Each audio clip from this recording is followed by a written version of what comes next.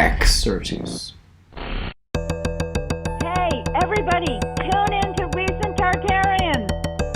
Recent Tartarians. Recent Tartarians.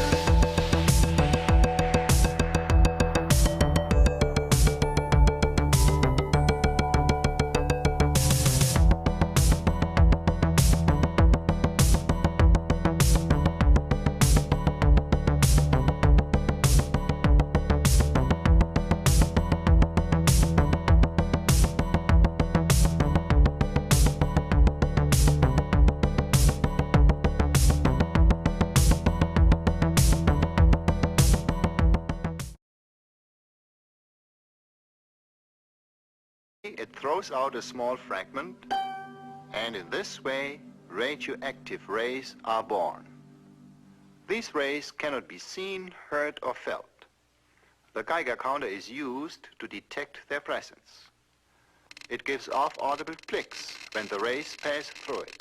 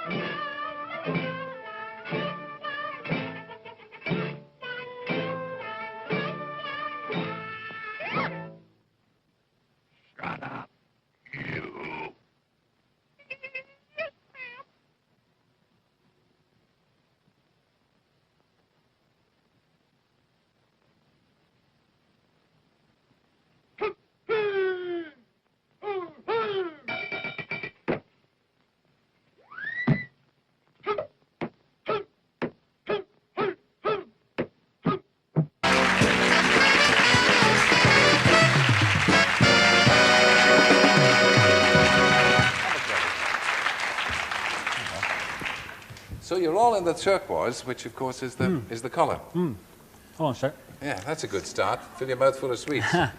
Yeah, well, see, the world is not necessarily going to end, but the Earth is going to go through a series of geological changes that are necessary to make sure it doesn't end. That's the point. Yeah. Did I see you say that turquoise is the colour? What's turquoise going to do? Well, there is an energy that comes from a being called the Godhead, which is, I mean, we talk about God. The Godhead is not a guy with a beard sitting on a cloud. It is a massive spirit, the basis of all creation. And coming out from this Godhead, round all creation, through all the stars, through all the planets and everything else, is the life force known as the light. I mean, the Bible refers to the light.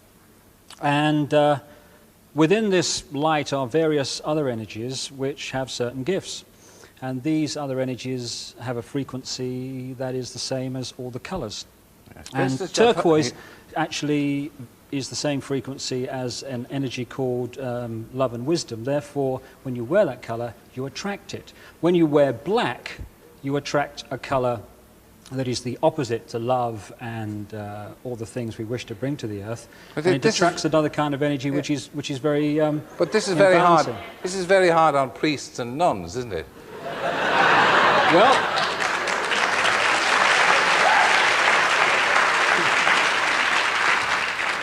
maybe that's a sign that maybe all the truth is not in the hands of the traditional church that has been with us over all these thousands of years. Well, now, let me get the story right. Have been delighting fans all over the world. Well, let me get the story right. The press claim that you claim to be the Son of God. Mm-hmm. Is that true? Yes, you see, the thing is that, you see, it's quite funny, really. Aren't you glad we have the letter I? I know I am. Keep an eye out for the letter I today and every day, and I'll see you next time. It's quite funny, really. You know, 2,000 years ago, had a guy called Jesus sat here and said these same things, you would still be laughing. It's really, really funny that we've not really moved on that much. There have been many missions, if you like, over the last 12,000 years to try to free the Earth from control by a force that is working against the Godhead. The Godhead is the basis of all love and wisdom and all the rest of it in the whole of creation. But there is another being, the Bible refers to it as Satan, the real name is Lucifer, who is trying to take over creation. And because of the very important part this particular planet plays in the whole, actually destroying this planet would be a major step forward in that direction. Therefore, for the last 12,000 years, the influence on this planet has been from this being and from the energy which he sends out. And it's an energy that stimulates people to think in a certain way. So we hate, we are aggressive, we have no forgiveness, we have no tolerance. And I ask the audience this, when you survey the world today, you know, when a child dies in this world of preventable disease every 2 seconds, when the economic system of the world must destroy the earth simply for that system to survive, when you see all the wars and when you see all the pain and when you see all the suffering, is it a force of love and wisdom and tolerance that is in control of this planet? Or is it a force that wishes to bring about the very hate, the very aggression, the very suffering? Because the key thing to get over, Terry, is this. When we think, it is not a vacuum. When we think, we create an energy field. This is how telepathy works. An energy field leaves one being and other beings can tune into it and read that thought. When you think thoughts of love and wisdom and of tolerance and all the things we wish to bring to the earth, you create a certain kind of thought energy, the very same energy that the Godhead sends around creation. When you think the other thoughts of hatred, of anger, of aggression, you create a different kind of energy known as negativity, which is very, very destructive. Let me go! Freaks? Where am I? Am I on the grid? Who are you?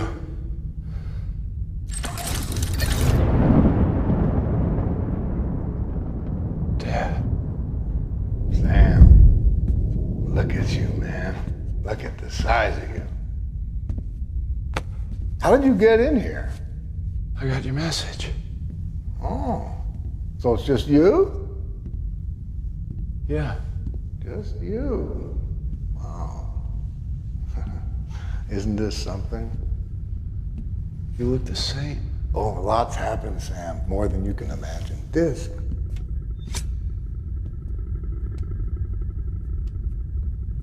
Let's have a look.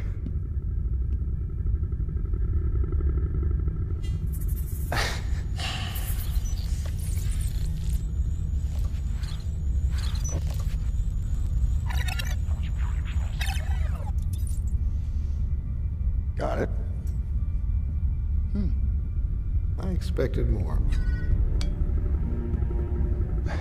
So, you were trapped in here? That's right. And you're in charge? All right again. You're 2 for 2. So can we just go home now? Not in the cards. Not for you. That's a hell of a way to treat your son.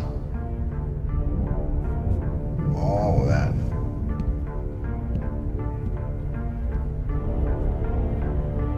I'm not your father, Sam. But I'm very, very happy to see you. Chloe. Where is he? What'd you do to him? Same thing I'm going to do to you, user.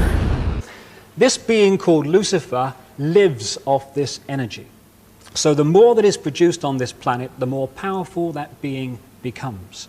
Therefore, he stimulates and has stimulated this planet over 12,000 years since he's been in control to produce as much of this energy as possible. So evil has been in control of the planet for 12,000 years?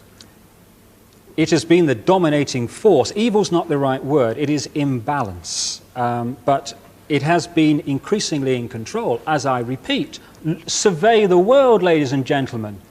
Is the force of love in control of this world, guiding this planet at this time? Of course not. The negativity, the thoughts that I'm talking about that are very destructive, are pouring out of this planet let me every interrupt day. you. Was it a great shock for you to discover this at 38? Well, I think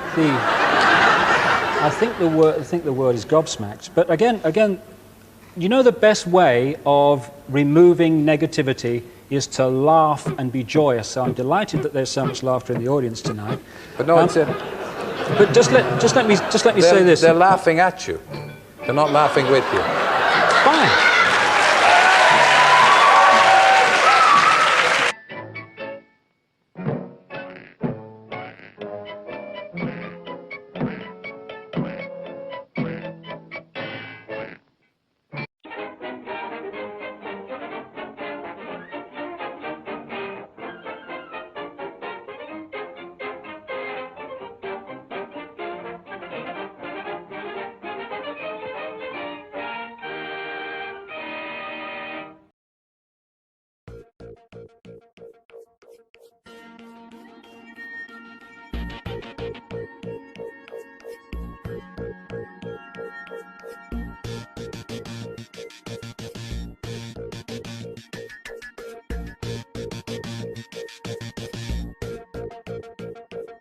There has been a nuclear accident in the Soviet Union, and the Soviets have admitted that it happened. The Soviet version is this.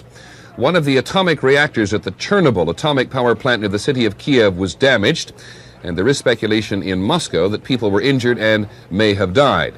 The Soviets may have been fairly quick to acknowledge the accident because evidence in the form of mild nuclear radiation had already reached beyond the Soviet borders.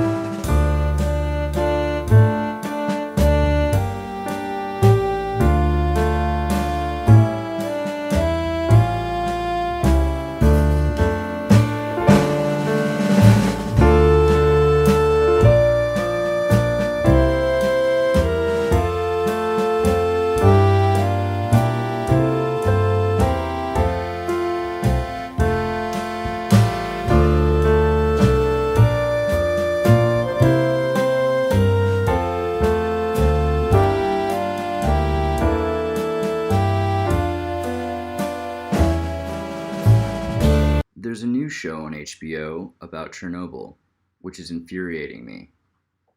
And you'd be surprised what agitates me, but this show about the false history of Chernobyl at the expense of our civilization's greatest city and all the lives that lived there and the many that were lost. This one's bothered me enough to bring it to the front of my queue to talk about. But I wanted to mention something that was lightening my mood. Unhappy with HBO's Chernobyl, Russia is planning its own series blaming the CIA. HBO's recent miniseries, Chernobyl, has become another hit for the premium network, pulling in critical praise and triggering a global conversation about the dramatic 1986 nuclear disaster at the Soviet Union reactor in a region now recognized as Ukraine. The binge-worthy 5-episode series jumped to the top of IMDb's all-time ratings of television shows, with a 9.7 average score out of 10, nudging aside longtime favorites like Breaking Bad, Planet Earth, and The Wire, Variety reported on Wednesday. Despite the glowing international reception, there's one place the series has not gone over well: Russia, specifically in the power corridors of the Kremlin. As The Hollywood Reporter reported Thursday, a Russian company is in post-production on a series about Chernobyl, one that implicates the United States as playing a role in the disaster. The Russian series has reportedly been commissioned by NTV, a network owned by the media division of Russian natural gas company Gazprom, and known for pro-Kremlin spin, according to the THR. The government's cultural ministry has also reportedly kicked in 30 million rubles, about $500,000, for the production, whose plot would reportedly run counter to established history.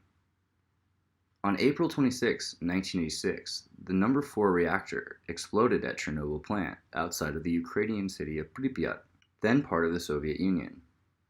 More than 30 people died in the initial aftermath of the accident, which raged for 10 days, according to the Nuclear Energy Institute, forcing 115,000 residents to be relocated by the government in 1986, with an additional 220,000 residents being moved out in the subsequent years. The Soviet government eventually quarantined an area stretching 18 miles in radius from the explosion, creating a radioactive ghost town that stood out as a stark symbol of the dark risks of the nuclear age. He takes us to Pripyat, a few kilometers away, where he organizes tours for tourists and TV crews. We pass the southern checkpoint of the exclusion zone and are led down ghost streets and abandoned areas of the town that used to be his home. Here, contamination levels are still high, and people are forbidden to reside. This is the central square of the city of Pripyat. In front of us, you can see the Palace of Culture called Power Engineer. Actually, it was my second home. My mum worked there. And this is a picture of Lenin Avenue, where we're standing now. This photo was taken in 1985, 1986, before the accident. Somewhere under this rubble, there's an entrance to my classroom where I studied at the time of the accident. Exposure. He asks us to take care while walking through the streets and explains to avoid moss and stay away from dust. Why am I not afraid? Well, first, I'm coming home. I've seen this city in my dreams for many years. Second, those doses that Pripyat citizens got in 1986 were so high that we won't even get a quarter of that level here for the rest of our lives. And even though it is illegal, Ivan Smenyak is one of 6 inhabitants in the village of Perashiv, 7 kilometers from the city of Chernobyl. He came back 2 years after the disaster. Ivan keeps fowl and a pig. He grows vegetables and eats berries and mushrooms from the woods. Some Germans were filming here. They tested our soil, firewood, and ash. They checked everything, and everything was good. Alexander's radiation dosimeter confirms what Ivan says. It meets sanitary standards. Mushrooms and berries that grow in the forest can be highly It's strictly forbidden to eat. It may lead to severe health and could affect future generations. Wow, the stove's not working. Then how can we finish my Happy Meal? We'll use our backup system. Writing this week in the Moscow Times, columnist Ilya Shepelin noticed a number of pro-Kremlin media figures have used their column or state television programs to chip away at the HBO production's credibility or the gripe about its portrayal of Russian leaders. If Anglo-Saxon films, something about Russians, Anatoly Wasserman, an ultra-pro-Soviet columnist, said, according to Shepelin, wrote in response, "It definitely will not correspond with the truth."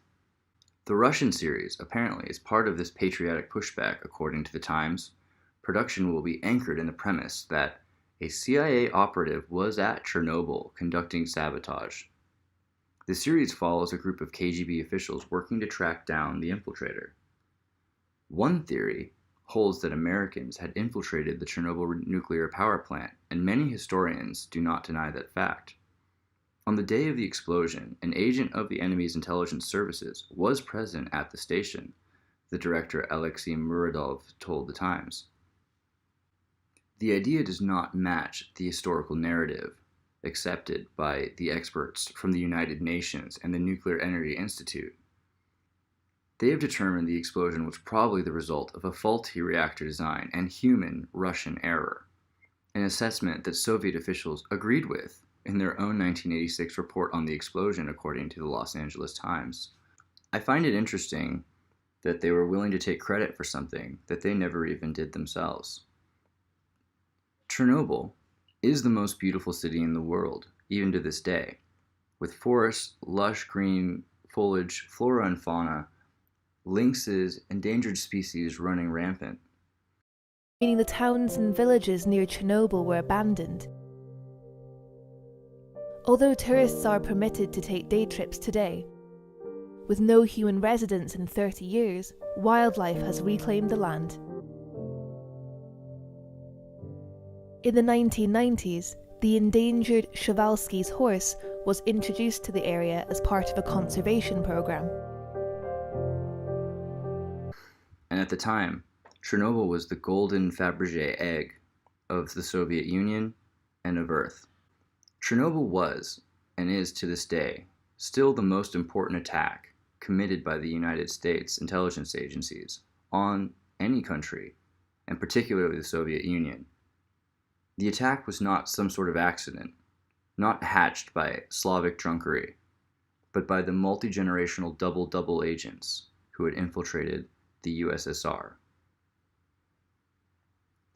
The attack happened on the eclipse of Pluto at the behest of Ronald Reagan's wife's astrologer, who would not allow Ronald Reagan to fly, or speak, or eat, or sleep without it coordinating to her horoscope and zodiac chart.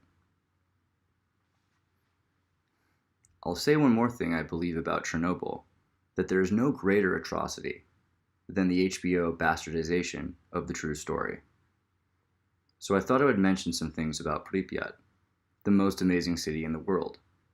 One with steam-powered Ferris wheels, with parks and museums, with theaters, with scientists, with artists and beautiful people, run by the CIA and KGB bedded agents and lovers, at a monarch butterfly mating ground, a place that reminds me rather of my own hometown of Santa Cruz, California.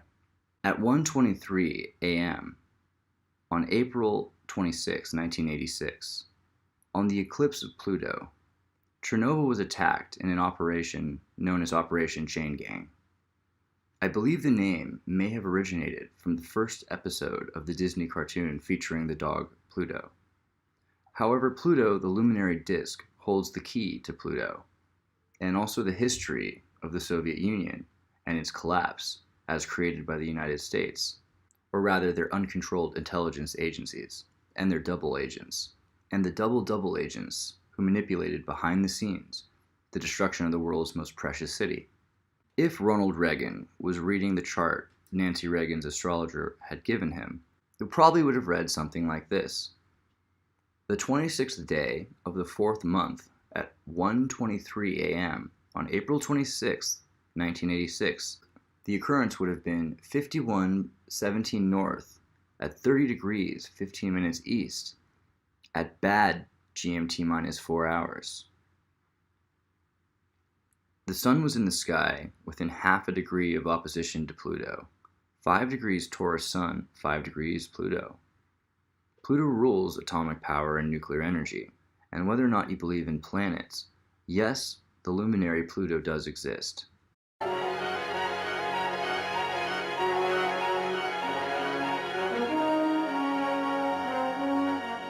Here, nature has crowded so many protons and neutrons into the nucleus that it becomes unstable. The luminary Pluto does exist. Uranus was in the sky conjunct to the ascendant with less than 1 degree. Sun opposite Pluto and Uranus in the ascendant. This is a metaphysical explosion waiting to happen. Saturn was 8.5 degrees of Sagittarius retrograde. The last time there was a similar function of celestial astrology. President Trump was inaugurated at 70 years, 7 months, and 7 days old. 777. Russia's new show has already been announced that it was shooting and in fact is in post-production. The concept that CIA agents sent agents to Chernobyl to carry out the acts of sabotage is nothing new. It's just beyond the scope of most people's imagination that there were members of the intelligence agency born and bred in other countries than the United States, even in the Ukraine and other parts of the then Soviet Union.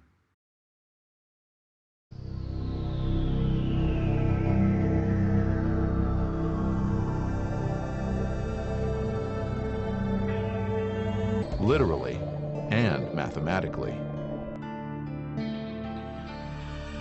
Nassim Haramein was born in Geneva, Switzerland in 1962. Like many other savants, this imaginative child frustrated teachers to the point he was ostracized. Few around him knew of the equations, mathematical quandaries, and probabilities that consumed his mind. As a young adult, Haramein spent months living alone in a van in California, tackling these nagging concepts until he met believers who supported his efforts. This is our entrance to the laboratory. Haramein struggled for the next 25 years, working alone and with world-renowned physicist Elizabeth Rausch-Hoding started in 1972 when a teacher sparked Haramein's faithful inner journey. This all kind of started when I was about 10 years old, and I got in my first geometry class. It was an exciting time because the teacher went to the blackboard and made a little dot and said, today we're going to learn about dimensions. When he said dimensions, I got all excited because I thought, oh, he's going to talk about all these worlds I live in my mind and all these other things I'm experiencing. I thought, wow, that's the first adult that's going to talk about that. And so I got really excited, and then I got really, really, really disappointed because after he put the little dot on the blackboard, he said, the dot is dimension 0 and it doesn't exist. And I thought, oh, I think I'm going to fail this class because I could see a dot from all the way in the back of the class. So if I could see it, how is it that it didn't exist? Then he did something even more miraculous. He put a bunch of dots together to make a line, called it dimension 1, and said that didn't exist either because it still didn't have volume. Then he put 4 lines together, made a plane, called it dimension 2, said that's the dimension that our comic strip books live in, and he said that doesn't exist either because it still doesn't enclose volume, it's flat. If it walks like a duck. The teacher then did something remarkable. He took 6 of these non-existing planes, put them together into a cube, and said, now the planes enclose volume. This is dimension 3, and that's the one you exist in. And I thought, wait, how's that possible? It must be a duck. It must be a duck. I don't care if you have 1,000,000 non-existing planes. If you put them together, you still don't have existence. If it looks like a duck, it must be a duck. It must be a duck. This didn't work for me. I thought, if the dot doesn't exist, the line doesn't exist, the plane doesn't exist, you don't have existence. It must be a duck. It must be a duck. Eventually, I found out many other people found the same problem when they were young and were taught these axioms. One of them was a famous geometrist, Buckminster Fuller.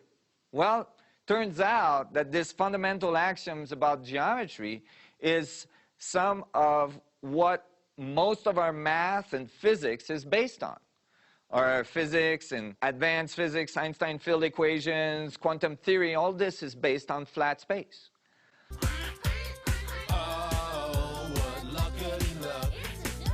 And if these axioms, if this fundamental concept is not correct, then most likely what we're going to end up with when we run all these physics and all these mathematics to understand our world is going to be a little tweak. It's not going to be quite correct.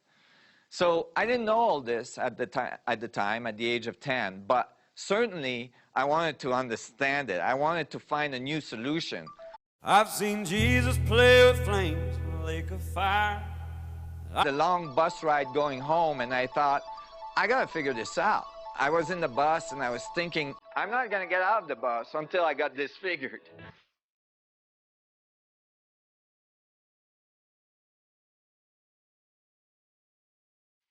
I didn't know that many philosophers and scientists had grappled with this problem.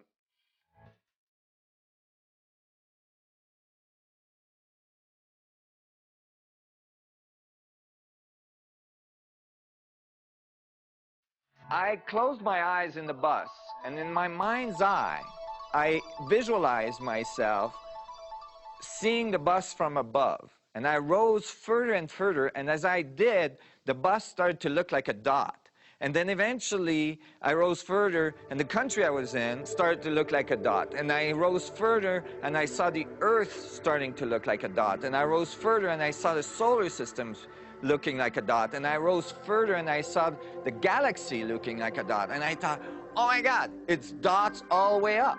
And then I flew back into the galaxy, flew back into the Earth, and found the bus I was in, and opened my eyes and looked at my hand, and I thought, wow, I wonder what's in my hand.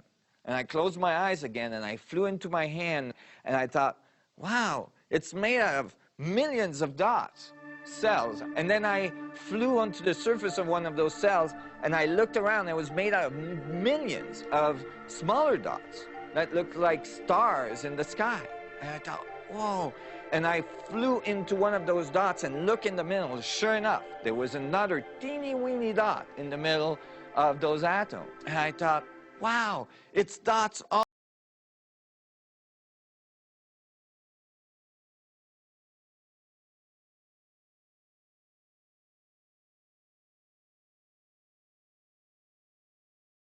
Went on, and I thought, oh, the way to solve the dimensional problem is to reverse the axiom completely and say the only thing that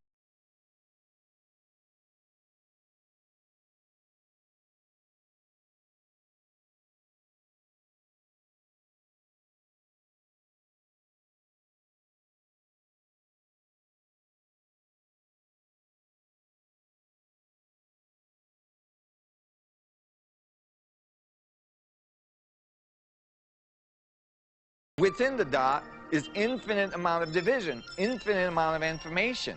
And I thought, wow, everything is made out of dots, and the dots are arranged differently, and that makes up our whole world. Each of the boundary defines a very specific structure in space-time, a very specific coordinate in space-time. And so each of the boundary could be defined as a very specific set of information. A torus is like a donut. It has a hole in the middle. And the result then was a dual torus structure. Because of Coriolis effect, one donut would be going in one direction and another donut would be going in the opposite direction. For every spin, there's a counter spin. Between what's coming from the outside that's going back to the inside, informing the vacuum, coming back out the outside, and as it comes back out the outside, the vacuum informs us of the result of the information present in the vacuum. For Haramain, it all came together when he visualized two isotropic vectrometrics surrounded by a toroidal field. Each represents a polarity of the Coriolis effect. As the two come together to form the vector equilibrium, the double torus structure is generated. When all the components are producing equilibrium at the center, the result is singularity, and all of creation emerges from it. To decode it, at one time I realized that the bottom part of the Kabbalistic tree is a tetrahedron, and at the top part is an octahedron. However, I had this box in between with an X in it that I wasn't sure where it fitted. I eventually came to understand that I could slide the bottom part into the top part, and as soon as I did so, it became a three-dimensional object, giving me all the vortices to produce the star tetrahedron.